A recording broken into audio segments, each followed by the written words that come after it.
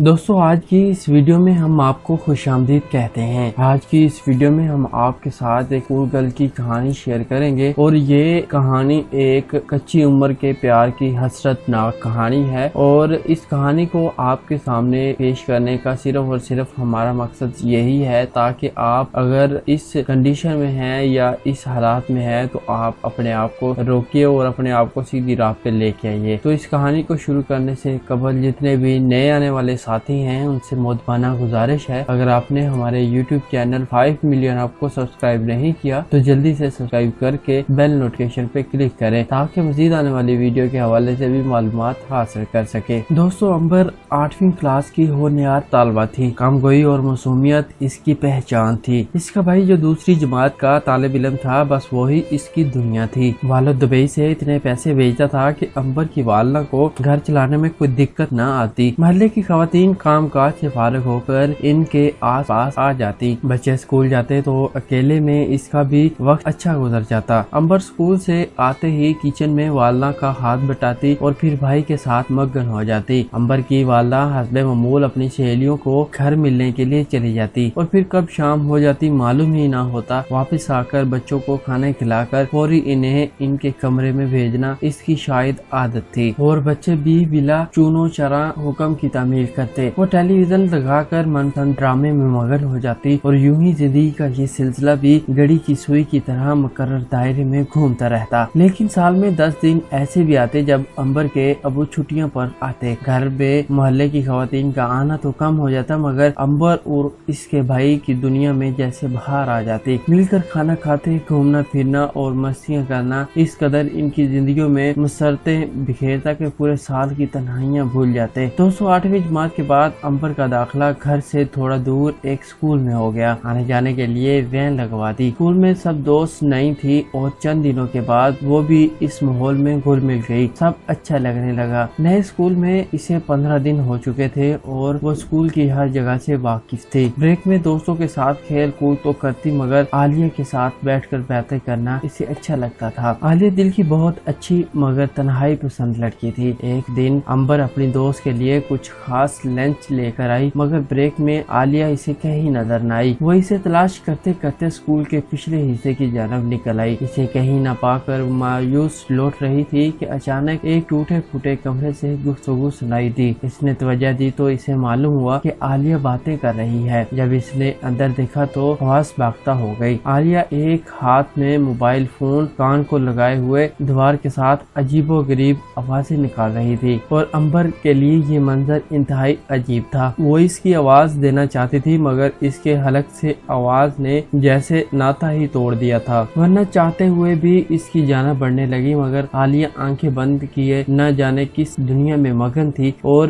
امبر کے جھنجھوڑنے کے باوجود نہ اس کی آواز میں تبدیلی آئی اور نہ ہی اس کا ہاتھ جس سے وہ اپنے آپ کو سہلا رہی تھی۔ پھر اچانک وہ مڑی اور امبر سے لپٹ گئی۔ امبر کے لیے یہ سب نیا تھا۔ اس کو عالیہ کے لپٹنے کی وجہ تو شاید معلوم نہ تھی مگر وہ اس کی حالت دیکھ کر پیچھے میں نہیں ہٹنا چاہتی تھی۔ اس کو معلوم ہی نہ ہوا کہ کب عالیہ نے اپنا ہاتھ اس کی شرٹ میں داخل کر کے اس کے سینے پر پھیرنا شروع کر دیا۔ شاید وہ اس کو روک بھی لیتی مگر عالیہ نے اس کے زیر لب پہ اپنے ہونٹ یوں پیوست کر دیے کہ امبر اسے نہ روک پائی۔ کچھ دیر بعد حواس بحال ہوئی تو دونوں نے اپنا اپنا یونیفارم درست کیا اور بغیر ایک دوسرے سے بات کیے تیز تیز قدم اٹھائے گراؤنڈ کی جانب بڑھ گئی۔ دوستوں بریک ختم ہو چکی تھی اور تمام لڑکیاں اپنی اپنی کلاس میں جا چکی تھی اور وہ دونوں سہمی کلاس میں داخل ہوئی اور ٹیچر بورڈ پر میتھ کا سوال حل کروا رہی تھی۔ وہ دونوں دبے پاؤں اپنے بینچ پر بیٹھ گئی اور ٹیچر کو تو ان کے آنے کی خبر نہ ہوئی مگر امبر گھبرائی اور ڈری ہوئی تھی۔ اس کو لگ رہا تھا کہ کچھ غلط ہو گیا اور اسے محسوس ہو رہا تھا کہ پوری کلاس اسے دیکھ کر منہ چڑھا رہی ہے۔ اس کی نظریں تو اس بورڈ کی جانب تھی جس پر ٹیچر سوال حل کر رہی تھی مگر اس کی سوچ بھنور میں پھنسی اس گیلی لکڑی کی مانند تھی جو پانی کے اس دائرے سے باہر نہیں نکل پاتی جو بھنور کے ایسے جو دور تیرتی چیزوں کو بھی اپنی لپٹ میں لے کر تہ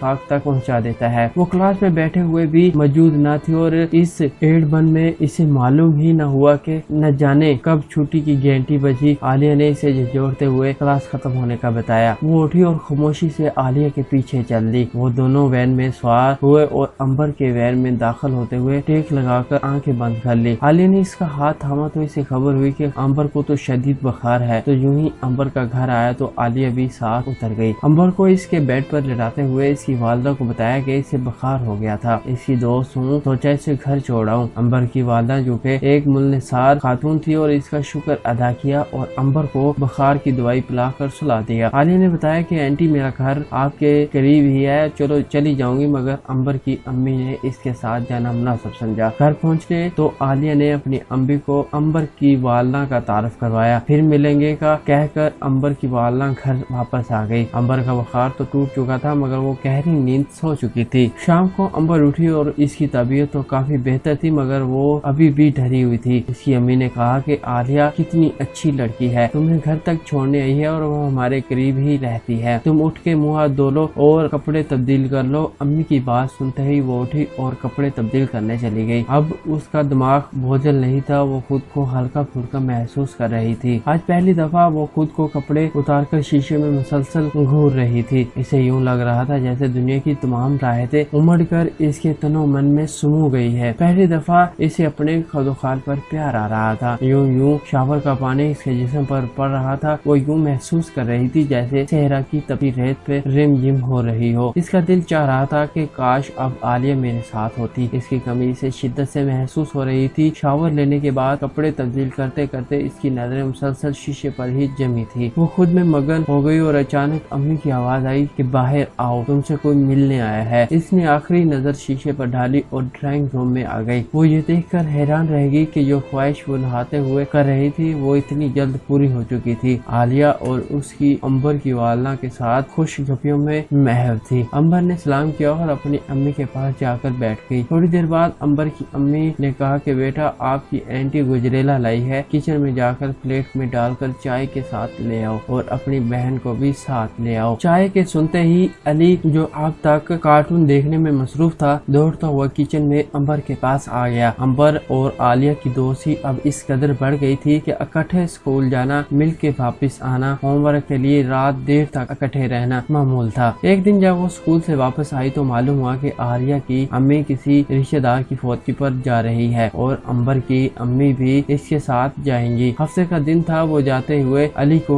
भी अपने साथ ले गई। फैसला ये हुआ कि अंबर घर में अकेली हो गई तो वो आलिया के साथ उनके घर रह लेगी। आलिया और अंबर ने कुछ देर टीवी देखा और फिर कंप्यूटर पर फैमिली की तस्वीरें देखने लग गई। और अंबर को कंप्यूटर का कोई नॉलेज न था क्योंकि इसके पास कंप्यूटर नहीं था और आलिया ने इसे इंटरनेट पर कुछ मालूमात दी और वो बड़े इश्तियाक से मुख्तलिफ मालूमात हासिल करने लगी। जब आलिया ने देखा कि अंबर मुकम्मल तौर पर मसरूफ हो गई तो वो उठकर दूसरे कमरे में चली गई। अपना मोबाइल जो इसने छुपाया हुआ था निकाला और एक नंबर डायल किया और अंबर भी चुपके से इसके पीछे गई और छुप कर देखने लगी। दोस्तों ये कहानी बहुत लंबी है, इसको 2 हिस्सों में तकसीम किया गया है, एपिसोड 1 और एपिसोड 2। और इस वीडियो के डिस्क्रिप्शन में हम आपको एपिसोड 2 जो कि हम आपको देंगे, आप वहां पे क्लिक करके इसकी एपिसोड नंबर 2 देख सकते हैं। ये एक इखलाकी कहानी है। हमारा मकसद आपको इस कहानी को सुनाकर आपको सीधी राह पे लेके आना है। दोस्तों अगर आपको हमारी ये काविश पसंद आए तो इसे लाइक करते हुए अपने तमाम दोस्तों से लाजमी शेयर कीजिए। इस वीडियो के नीचे कमेंट भी कीजिएगा, अपना फीडबैक भी दीजिएगा और हमें ये भी जरूर बताइएगा कि आप आने वाले वक्त में किस तरह की वीडियो देखना पसंद करते हैं ताकि वो वीडियो स्पेशली आपके लिए तैयार करें और आपके साथ शेयर करें। अगली वीडियो तक के लिए अपना ख्याल रखिए। हमें दीजिए इजाजत। अल्लाह हाफिज।